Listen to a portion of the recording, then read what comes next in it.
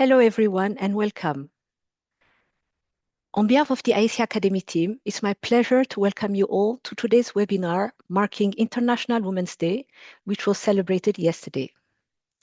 In today's session titled Engineering Equality, Women's Participation in Decision-Making in Energy Standards, our panelists will explore why strengthening women's participation and leadership in the development of energy standards is crucial for advancing gender equality and for creating more equitable, safe, and sustainable energy systems. Before we begin, I'd like to make a few housekeeping notes. This session is being recorded and will be made available on the IEC Academy website. As for most of our webinars, we have reserved time for Q&A. Please use the Q&A tool to submit any questions or comments you have for our panelists, not the chat, so that the moderator can easily track them. We will ensure that your questions are addressed during or after the session.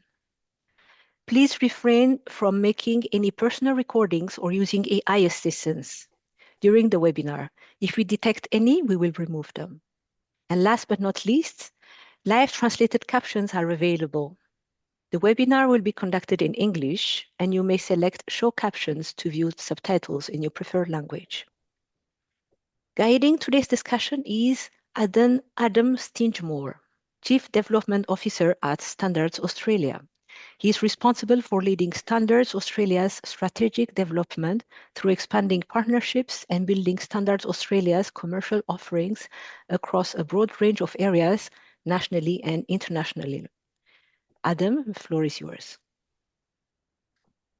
Thank you, Sigma, and good morning, good afternoon, and good evening to all those who've been able to join us here at this IEC webinar to recognise International Women's Day for 2026. And as I've been reflecting on the theme for this year, ensuring that strengthening access to justice for women and girls by including the promotion of inclusive and equitable legal systems, eliminating discriminatory laws, policies, practices, and structural barriers, I could not think of a topic more appropriate for us as a standards development community than that.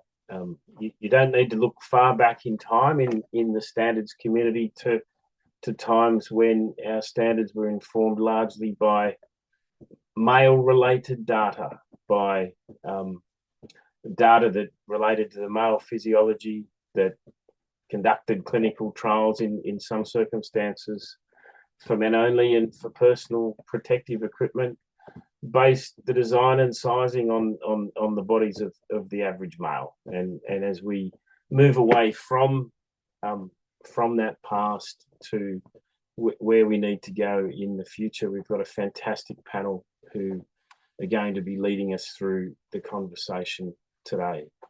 I'm going to ask each of our panelists to briefly introduce themselves before we get down into the standards detail, and just to share with us a couple of thoughts about what International Women's Day means to them on a personal level. So, Purnima, good day to you. Can I hand the floor to you? Thank you, Adam. Good morning, good evening, good afternoon to wherever people are on the globe.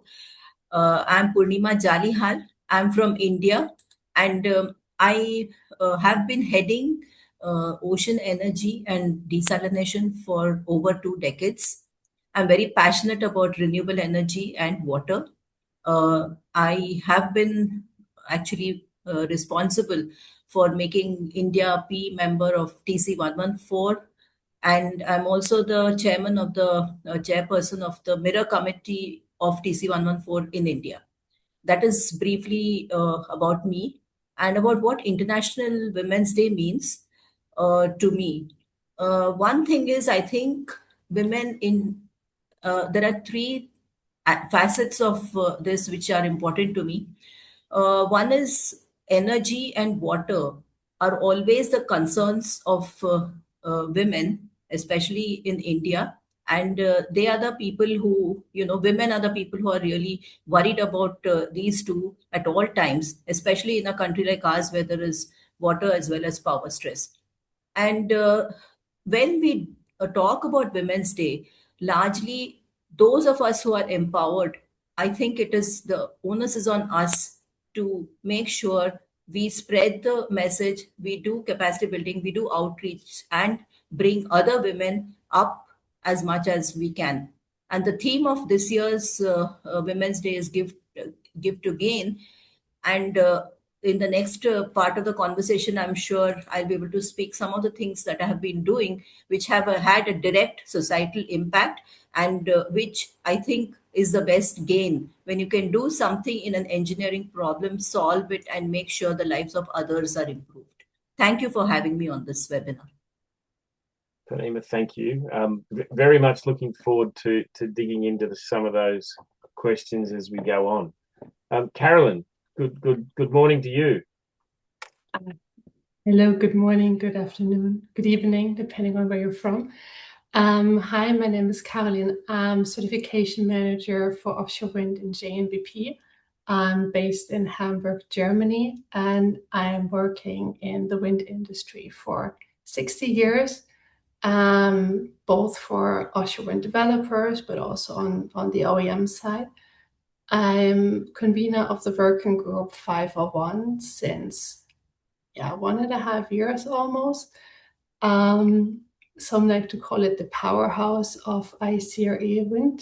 So maybe that's quite a good way to show it, and it's also the challenge that comes with it. So I'm happy to tell you more afterwards. And I'm active in ICRE since 7 years. Myself, I'm really passionate about people, offshore wind and engineering, and all what brings those areas together. And I think really the ICRE and IC in general are very good, because you always have to work with people. You need to be able to understand them well, and we don't go anywhere without people and involving them. And that means especially also involving women and make sure they're equally represented. So whenever I browse through LinkedIn and I check what IC is posting from meetings, I like to have a glimpse at how is the share and the diversity of the people there. And then I'm really happy every time I see, okay, it's like really good. And I was like, oh, we could improve there. So what means today to me is really to champion and encourage other women today to maybe also don't be shy and take a stand, and also participate in those groups, because your voice matters. And that is what I would like to achieve today, and what Women Way means to me. Thank you, Carolyn. That's fantastic. I couldn't agree more with all of those points, and looking forward to getting into them as we go on. We've had some challenges with Winnie's connection. Winnie, good afternoon. Can you hear me? Yes, I can. Excellent. Welcome. Thank you so much. Sorry, my video, my camera is not okay. But yes, I'm here. I can hear everybody. Fantastic, Winnie. Just by way of introduction, Winnie, would you be able to introduce yourself to us this afternoon, and maybe just spend a minute or so reflecting on what International Women's Day means to you? Thank you very much. I'm called Winnie Grace Onjiru. I'm a Senior Standards Officer at the Uganda National Bureau of Standards. I've been involved in standardization for about 17 years now at different levels. To me, the Women's Day reminds all women that we matter, and that we can make an impactful contribution to humanity, especially in the energy space, where it's been perceived to be a male-dominated space. And for the girl child out there, that they too can make it. I'm very intentional about empowering a girl child, especially to take on the science subjects while at school. I do a bit of mentorship on the side to encourage the girl child that they also can make it. I'm passionate about contributing to the SDGs. I'm very particular about SDG 7 and SDG 13 because clearly everyone can see that the effects of global warming are becoming so glaring that we can no longer run away from it.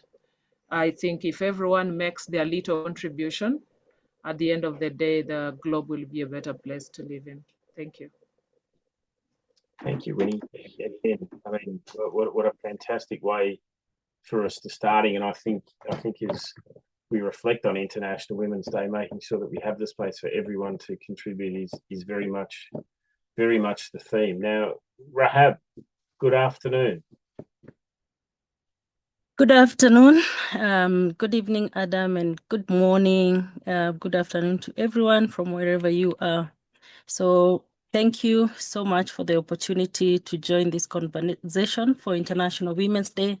My name is Rahab Kagwanja, and I serve as the Chief Operations Officer at ATEC, a company working to scale clean induction cooking technologies across the global south. My work actually sits at the intersection of product design, standard compliance, and real-world adoption of clean energy technologies. What International Women's Day mean personally for me? In one word, I would say empowerment. So personally, it reminds me that leadership carries responsibility. As women in position of influence, as women who have grown in this industry over time, if you listen to Purnima or even Grace, Caroline, they all span 17 years and back. I have 18 years in operations as well. So we are not only advancing our own careers as women, we are helping reshape systems so that future generations of women can participate, they can lead, they can innovate without the barriers many of us face. So in spaces that are dominated by the male in this industry, it is good to empower women, it is good to hold hands and mentor the young generation that is coming up. So for me, empowerment and responsibility is what resonates for me for International Women's Day. Thank you. Thank you, Rahab. And I think those comments very much take us to where we wanted to go in our first question today around inclusivity and equity and inclusion. And then if I take one more step back to the theme for this year and thinking about how standards really are one of those points where we can be inclusive, but if we're not careful, we can be not so inclusive. And I might throw first to Purnima and just dig a little into the TC 114 perspective. So how do technical decisions within committees like TC 114 shape safety, reliability, public infrastructure, and inclusion? Purnima?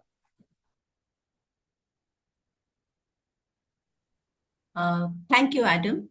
So basically, TC 114 is related to marine energy. And currently, there are many standards for wave energy and marine hydrokinetic devices. So around the world, marine energy devices are mostly in the demonstration stages, other than a few hydrokinetic devices which are near commercialization, and these are mainly in Europe. So it is therefore imperative to have standards formulated at this point in time. I mean, this is the right time to ensure that we really work very seriously on marine standards. And TC 114 is the best way to not only to make the standards, but also to spread the word. So this can help in the design of devices since large commercial units are just coming to the market. And there are several facets which need to be addressed since an energy form like wave is very variable as per season and location. So this brings, some kind of uncertainty in the performance, the grid connectivity, the maintenance of systems. So the IEC standards are made by committees consisting of people from various parts of the globe. Like I'm part of several committees now, and there are many people from different continents working together for specific standards. So when a standard is being made, it comes with the learnings of different regions and different locations. So this unified approach makes the standards inclusive of many issues and helps improve the device designs and the field implementation. I'll give you an example of the OTEC standards that we are working on right now, that is the Ocean Thermal Energy Conversion. So there has been only one standard for design available till date, which is the PT20. But currently, a group of people from the US, UK, South Korea, Japan, India, Canada, and China, we are all involved in the preparation of a standard for performance assessment. So this brings a whole gamut of issues because different people from different parts of the globe are talking together and helping with the standard preparation. So these bring in technical inputs from all domains, and these include reliability, survivability in all weather conditions, and thus, in turn, they have an impact on safety and public infrastructure. I hope I've answered your question. You have very well. Thank you, Purnima. And then moving a little bit further up the chain of the work that we're all involved in, I just thought it might be useful for Carolyn to reflect on the IEC RE system and how the certificates and the certification process and permits allow access to and confidence, I should say, in clean energy deployment. Carolyn, do you have any reflections there? Yes, so what Purnima has lined out with the standards, that's the baseline and the foundation that we build our work on in the conformity assessment area.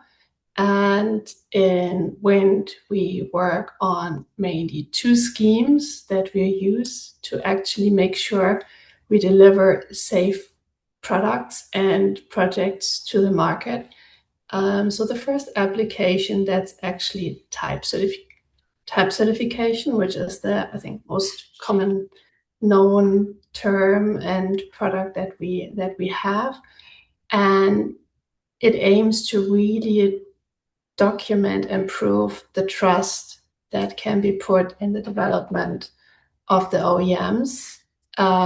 Often type certificates are really understood as a go-to-market or ready-to-sell license. So it means we need to make sure that the underlying assessments have been done properly, they mitigate the risks, they apply the correct technical standards to make sure that the product that goes to the market in the end has the correct risk level and is reliable to perform as it is planned. And then the second one is the project certification. And that is really when you apply a turbine in a specific project.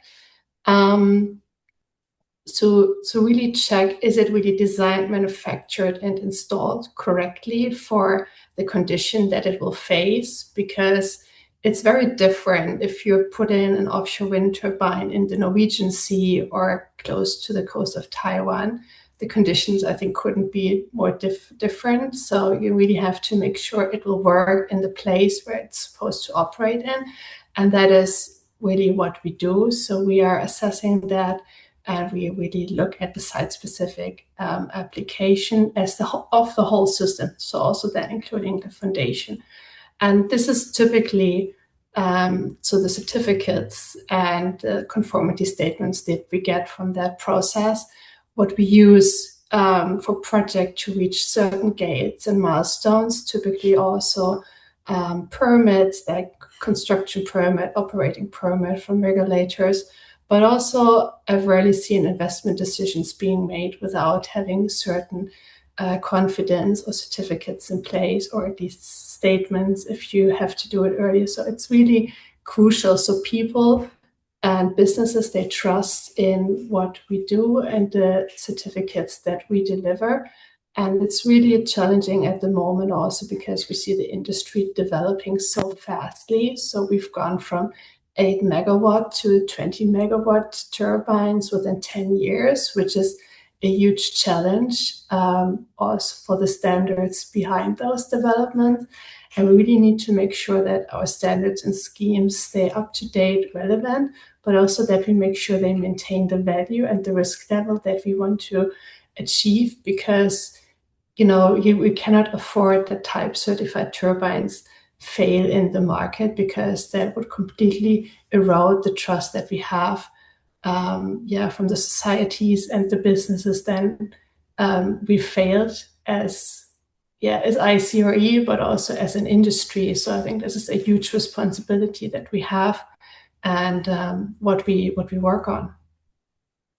No, very much agree, Carolyn, with all those points, and I think that's also something that our national committees take very seriously as they do their work. I might throw that one to you, Winnie. From a national and regional perspective, through the national committee system, is access, affordability, infrastructure, reliability, those sorts of things that Carolyn just referenced, are they things that our national committees take into account?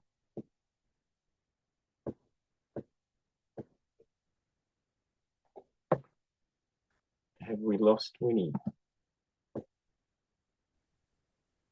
She's Hello? still there. Yeah. Yes, I am here. We have a little bit of a challenge with connectivity, but I'm here. Excellent. Were you able to hear my question, Winnie? No, sir.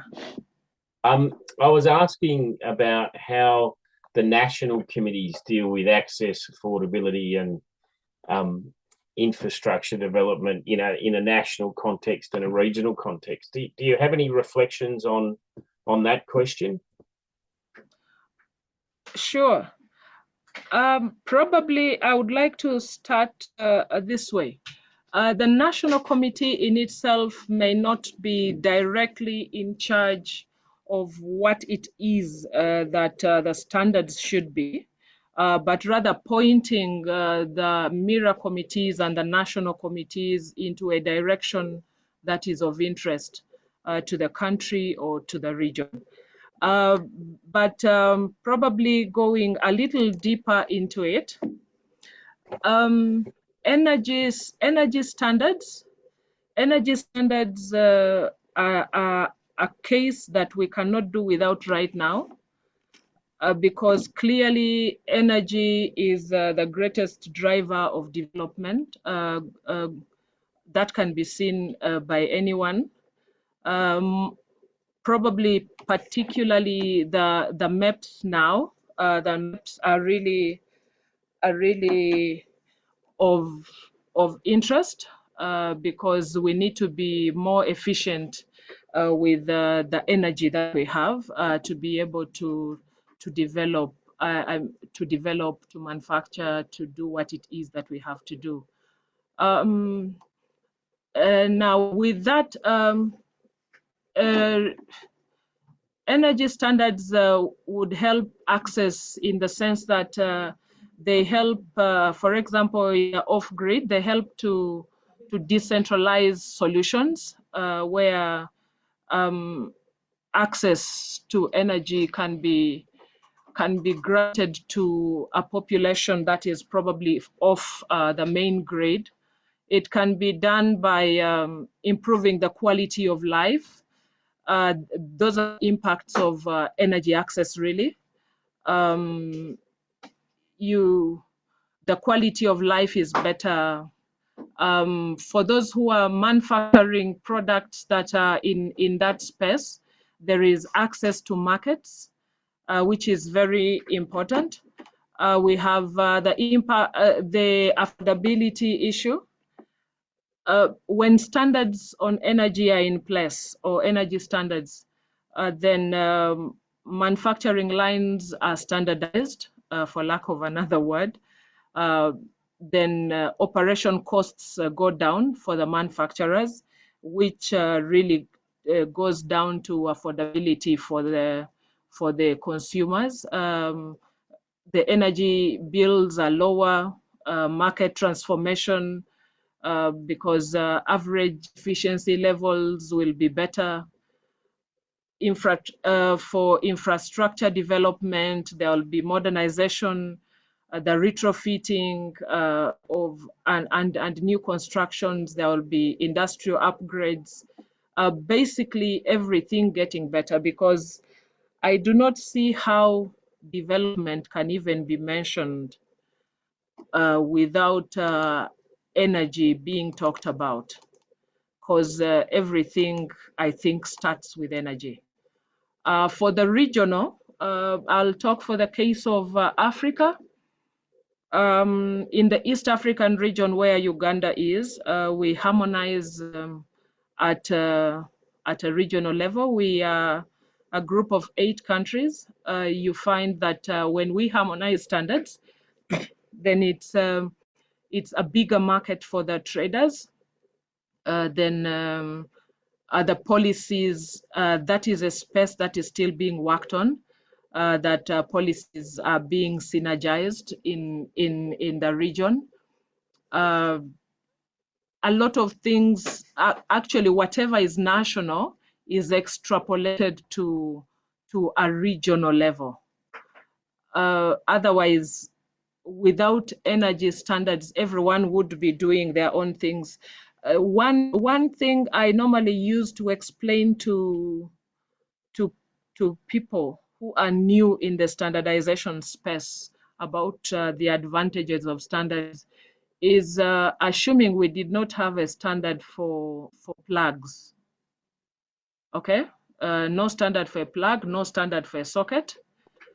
Yet with the globalization today, I get a plug from Japan and a socket from India, and I have to use them. So if I did not have a standard, clearly we would be a lost case. We would be a lost case. So the national committee, which in Uganda I am an assistant secretary to, clearly helps to drive the MIRA committees and the national committees into the direction that a country wants to go with regard to energy.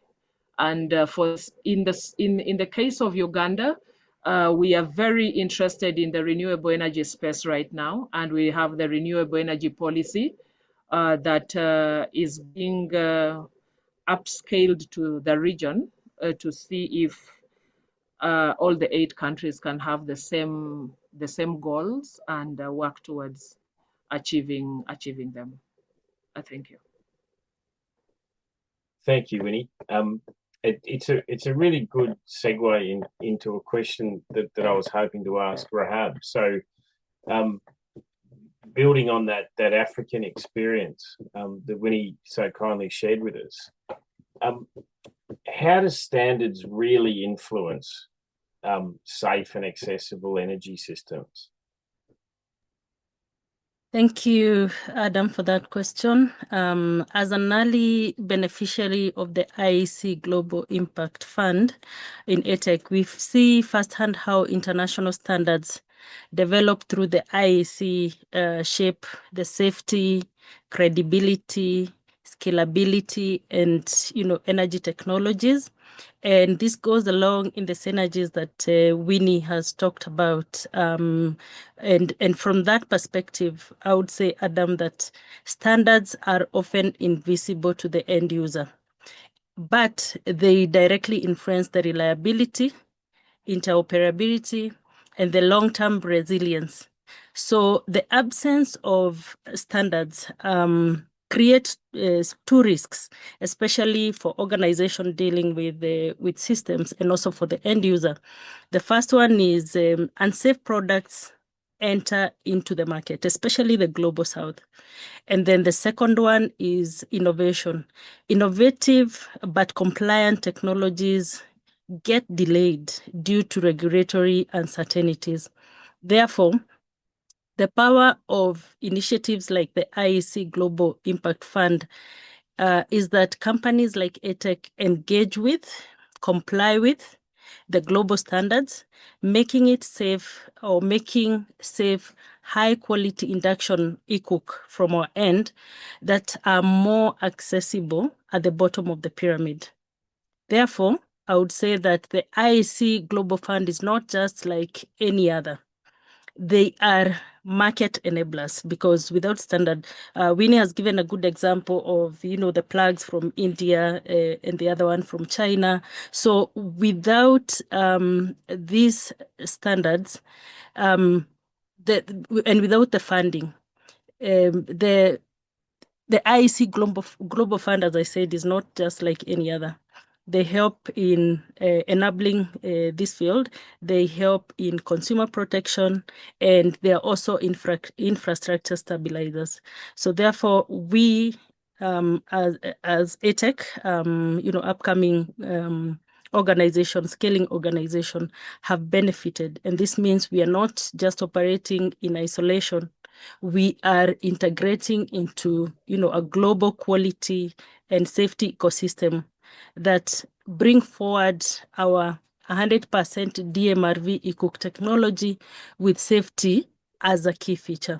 So safe, accessible energy systems do not just happen by accident. They're engineered. So at ATEC, we design our e-cook. Safety, reliability are non-negotiable. So compliance with international standards allow us and our regulators, our partners, to trust that our induction e-cooks can safely operate in homes. And that is what the Global Impact Fund has helped us as ATEC to do. So we are not operating in isolation. We are not operating in cocoon. We are not reinventing the wheel, but rather we are able to deliver systems that are able to be used safely in homes at the bottom of the pyramid. Wow, there's a lot there. I might just pick three pieces out, Rahab, if I can. So the first one that resonated with me was standards as an invisible thread. The second one was the question of being at the bottom of the pyramid, and then the third one is about good systems not just happening; they're engineered and they're designed and they have standards. So what I might do is just ask each of you the same question. So with Rahab's intervention there as context, why is inclusive decision making, particularly related to gender equality, so important for us in the energy sector? Poornima, I might start with you. Yeah, sure. So basically, I mean, inclusivity and diverse participation, I just talk briefly on what I feel, why it's required and how the impact is. So as I said earlier, we have been making standards together where different people from different continents are coming together, committees are formed, and this adds different regional perspectives to improve the content of the standards. We find also that the number of women in STEM in general dwindles as we go up the pyramid to top high level positions. And this is especially true in technology and engineering, because technology and engineering have their own challenges like fieldwork and implementation, which most other fields may not have. So when these challenges are overcome by women who are in leadership positions, it clearly adds value. Now, the reasons are many. I'm talking specifically about inclusivity of women here. So if they're in leadership positions, as I said, it adds value. And the reasons are that women generally tend to look at micro level aspects along with the macro. So the eye for details can lead to understanding issues at fundamental levels and failure scenarios. And this can lead to better standards, since such awareness of specific engineering issues is required for flagging as important as like kind of very important in a standard. So in general, women have always been playing roles where balancing acts with optimization and economically sound decisions are routine in a household, right? So these skills, when we translate them into the STEM domain, essentially can turn out to be very, very valuable for improving efficiencies of engineering systems. The extension is that it can also have very high impact on standards, like on the quality and legitimacy itself of the standard. So as an example, I'll just briefly tell you about the PT21 OTEC performance assessment standard, where I have taken an approach which is very different from the original one that was proposed. And we introduced flow charts for better understanding of the details. And I have been fortunate that the people who are working with me on this document from different continents have been accepting the suggestions and comments from time to time.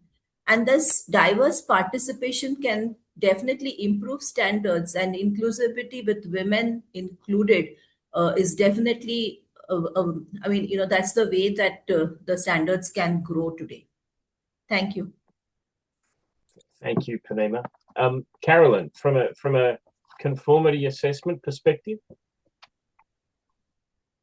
So I think the system that IC is running with the member bodies having the vote and the commenting right, it already makes sure that there's quite some diverse and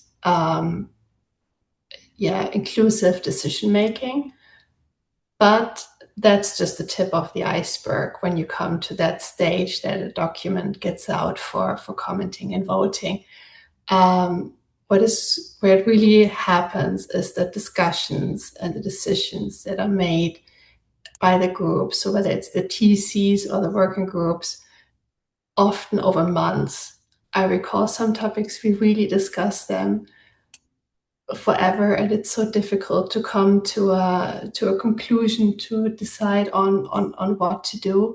And I know we would like to believe that we are all working in a very objective, data-driven world, but honestly, I've rarely seen any data being input to the decisions that we made when we were working on our schemes and OOD, so that data is just not there. So we really rely on the people that participate and that are active at the table. And then I think there are really the three key things that to be aware of. And one is like, what is the motivation of the people there? So of course it makes a difference whether you come from a certification body, a test lab, an OEM, or an end user perspective. And even there, let's say all end users and OEMs, for sure, they also don't always agree, right? So there's many, many different motivations to consider that form our industry. That's the first aspect. And then there's very different levels also of expertise. So you have like the expert, maybe that are very specialized in a very specific field of testing. And then you have general project managers that work on getting, for example, offshore wind farm certified, that are more like high-level generalists. And that expertise is also adding a different perspective to what we do, or what we decide on in the end. And then experience.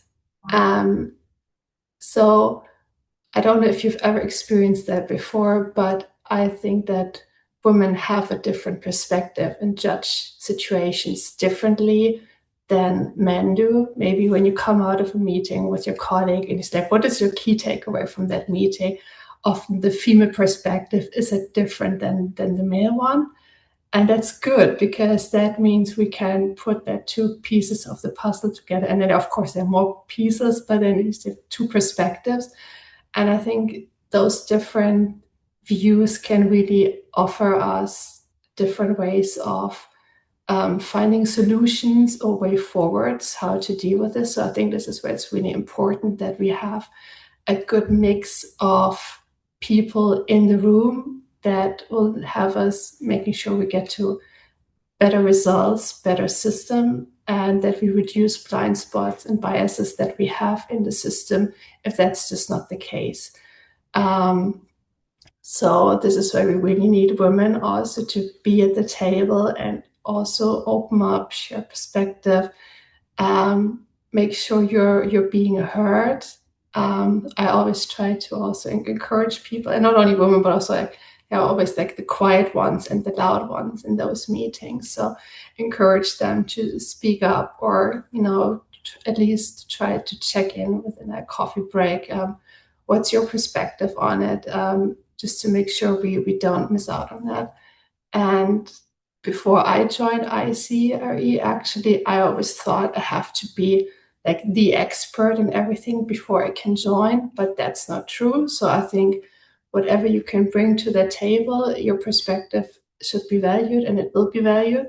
So that's just an encouragement that you don't need to tick all the boxes and you don't need to know it all to deserve your seat at the table, but it will definitely help us to make the system better. Thank you, Carolyn. I agree with all of those points. Very well made. Winnie, did you have any reflections on this question? Hello. Yes. Hello, Adams. Am I being heard? Yes, you are, Winnie. Thank you. Sorry, is this? It's Adam, not Adams. Sorry. Yes, I do. Probably I would like to start with the fact that women leaders are passionate about some of these things. Energy, lack of it, or less of it normally impacts. Sorry, I would like to go personal here. Affects us, the women, more. If energy, my sister Rahab just talked about the clean cooking options. You look at if in Africa, especially, cooking is really a female thing. It's rare that the men do that. So since energy is what makes that possible, the women are very passionate about it. Women are passionate about this, not to prove a point, but they take up the opportunity to make a contribution in this space. And you find that most of the women-led initiatives in this space, they do them in a decentralized manner. You find them in the little communities, trying to empower other women. You find them trying to address inequalities and energy poverty. They work on the last mile most of the time to see that disadvantaged women in the rural areas especially being able to access and have energy to do whatever it is that they have to do. And yes, some of the examples or some of the women-led initiatives in this space, we have companies that are in Uganda, in let me say in Africa generally. We have a number of companies. We have a Solar Sister that is basically in the whole of Africa. We have Wind Energy, which is based in Zambia. We have Sosai in Nigeria. We have Barefoot. Barefoot, I think, started from India, but right now is in Uganda. I don't know which other countries it is in. For now, we have the Frontier Markets that was also led by India. We have a number of trainings that are offered. We have Green Girls organization, which is basically Pan-African. We have El Soler, which is also a women-led venture. And all this is really to try and make a contribution to the energy space by the women, making use of the opportunities that have been placed on the table. Thank you, Adam. Thank you, Winnie. A very thoughtful intervention. I might ask Rahab just to reflect briefly on the same question before we move to our last question of the session. Rahab. Absolutely. Yeah. Adam, standards and governance structures shape development outcomes because they shape whose realities are reflected in the system design. And I'll speak about clean cooking and also, highlight as Grace Winnie highlighted that on this part of the world, the people who often cook are women, but most often than not, you're going to agree with me that energy systems are not gender neutral in their use. But in many contexts, women manage household energy decisions. Women operate informal food retail enterprises, especially where I come from. They have those small kiosks at the back end, cooking. And also, women are the ones who bear disproportionate health and safety risk from unsafe energy systems. Yet, amidst all those, they remain underrepresented. One, in national standards committees. I think whenever I am invited for standards forums and workshops, the main faces I see, like for Uganda, I've seen Grace Winnie many times, but there are not many women in the room. So national standard committees are dominated by the male. Regulatory authorities are also dominated by the male. Technical advisory groups, for example, are also male-dominated. But when governance is not gender inclusive, then what do we see? Blind spot, for example. Blind spots may be implemented. Safety risks that are specific to women, because they're the ones oftenly cooking, may be overlooked or may not reflect the real life environment, which is we are the ones who are cooking, and it should reflect the real life environment of cooking. So gender inclusive decision making is not symbolic representation. It is about improving system performance and developing impact. Therefore, inclusivity improves outcomes because it broadens the evidence base. Yeah. It ensures that safety testing reflects real environment in the kitchen. It ensures that reliability standards reflect actual load behavior. And it also ensures that affordability and access are built into the system device and the design as well. So, Adam, if we want sustainable development outcomes in standards, we must ensure that standard bodies reflect the diversity of energy users and implementers who are women. Thank you. I'm going to have to stop saying this, but I agree again, and I think Rahab, there's probably a little bit more work we need to do on that point. So we're very good at including the traditional people in our committees, but I think we need to take a couple of steps quickly to be more inclusive of people who are impacted by our standards, but might not be the people who sit there directly on the technical committees. You referenced clean cooking a couple of times. So we've got one last question. That question is, how can women's leadership drive a more equitable and sustainable energy transition? I might flick that, Rahab, to Winnie, given the references to the clean cooking. Winnie, can you start us off with your reflections on how women's leadership can drive a more equitable and sustainable energy transition? Adam, sorry, there was a glitch there. I did not get the whole question. Sorry, Winnie. How can women's leadership drive a more equitable and sustainable energy transition?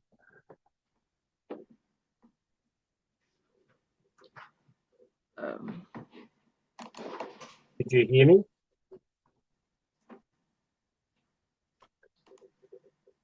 No. Winnie, we might come back to you if that's okay.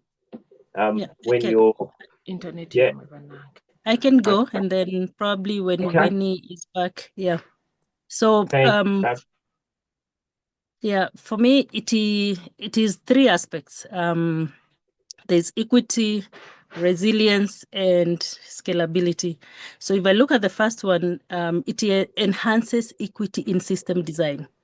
So women leaders are often closer to the lived realities of energy use, especially in the cooking. You can hear me?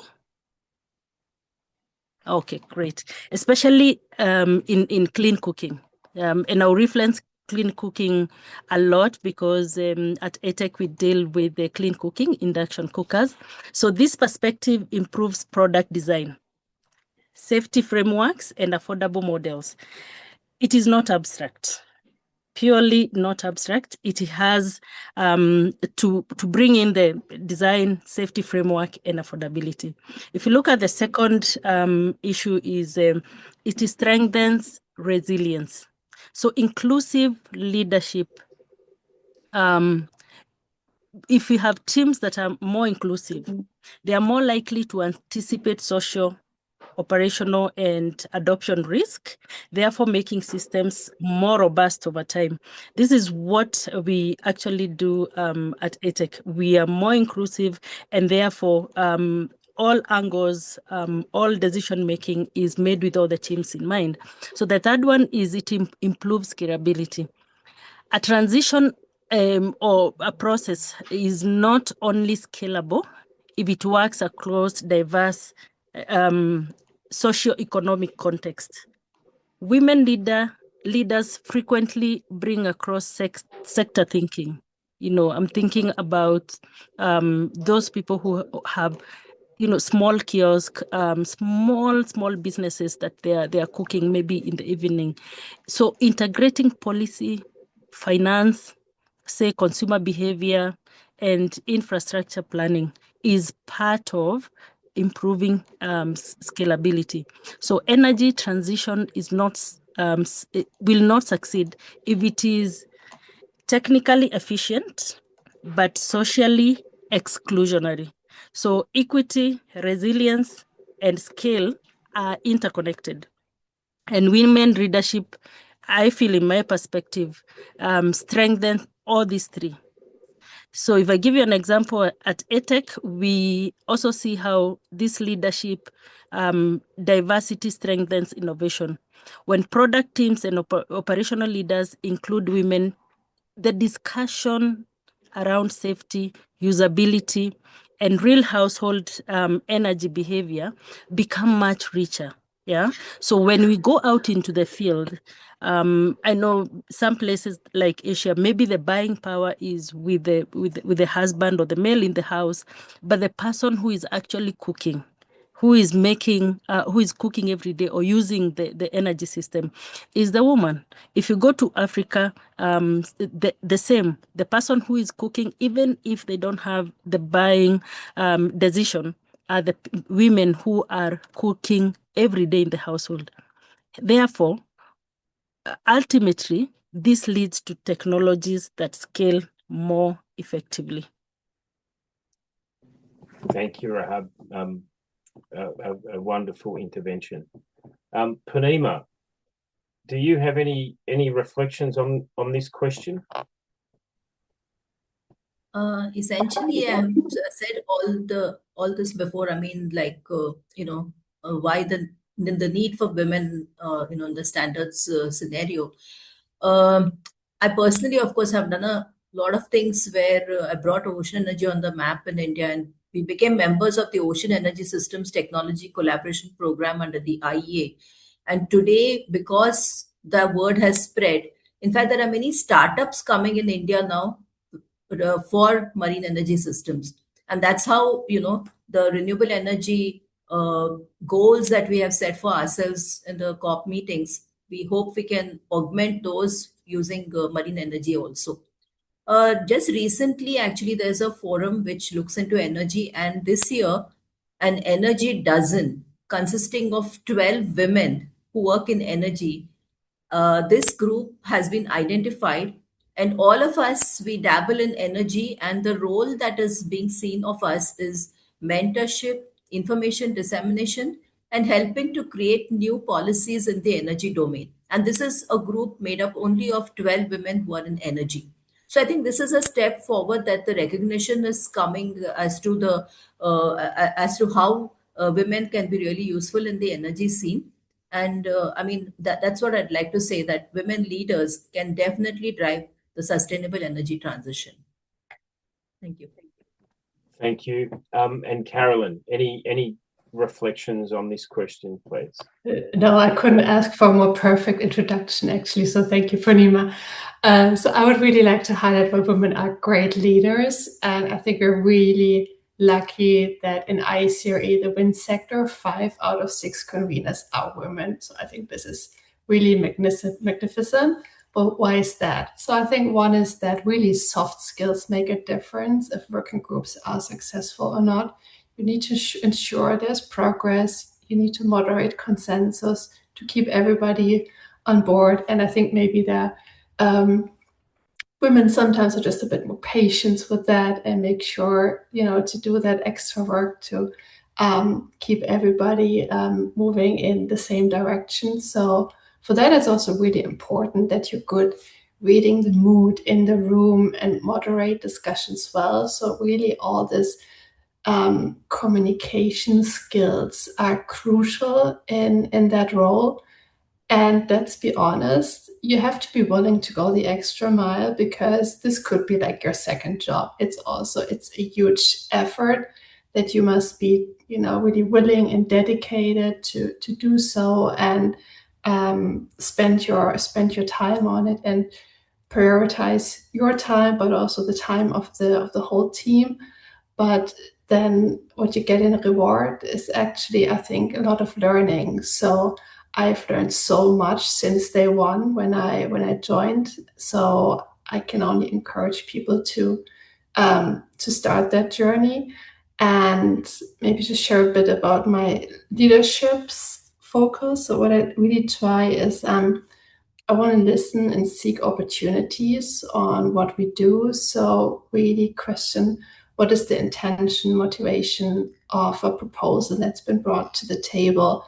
How can it not be to the benefit of one company? Because that's what's happening, that people are just proposing what their company wants. But really, how does it improve the system? And then you also have to be quite pragmatic, actually. You have to be able to stop ideas and initiatives in a polite way to still ensure further collaboration as you move on. So you need a lot of good communication, collaboration, and inclusive thinking skills. And I think this is where women are really striving and enable successful teamwork. So that's why I believe women's leadership is needed. Thank you, Carolyn. Again, a wonderful intervention. So for all our colleagues who've joined us today, we have run out of time. The time's just flown by. What I'd like to do, just in summary, is to ask each of our panelists a final question. We're going to have to limit time to about 30 to 45 seconds each if you want to get out of here on time. And really just final reflections, please, colleagues, on International Women's Day for 2026 and how it connects to standards. Purnima, I might start with you, if that's okay. Sure. So in a sentence, more inclusivity, specifically of women, will improve standard formulations, in my opinion, and make the renewable energy scenario more efficient and resilient, and then help mitigate climate change. I think our friends at the IEC might be picking that up as a bit of a tagline. That's fantastic. Thank you. Rahab, do you have any final reflections? Yes, I would say standards and, inclusivity are not mutually exclusive. So therefore, if standards engineer our energy systems, then inclusive leadership engineers their impact. And therefore, energy transition will only succeed if both of them are designed together. Thank you. That's tagline number 2. Winnie, are you with us? Can you hear me? Yeah, sorry, I am back. I've had intermittent connectivity. Sorry It's about great that. to be back, Winnie. Do you have a final short intervention for us today as we wrap up? Yes. The standards without the involvement of women is an incomplete work because the implementation will be challenged. So women must get on board. Thank you. I mean, that's tagline number 3. Carolyn, no pressure. Last reflections from you. No, I think I would really like to encourage every woman here in the call, think about your strengths, be clear about what is your motivation. It's okay to not know it all, to not know all standards by heart, but take your seat, be encouraged to join and participate the standardization and ICIE work in IEC. It's a win-win, so strong recommendation from my side. Thank you very much, Carolyn. Friends and colleagues, we've run out of time here today on this occasion reflecting on International Women's Day. I'm sure everyone on the call will join me in thanking our fantastic panelists for their rich and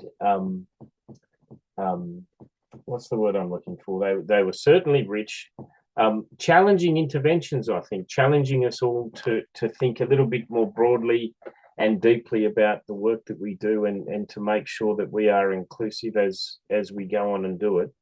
Thank you all for making time to join us today. Thank you to our panelists and thank you to the IEC for this wonderful opportunity. And I wish you all a wonderful rest of the day. Thank you so much. Thank you. Thank you. Thank you very much, Adam. Thank you all. Thank you very much.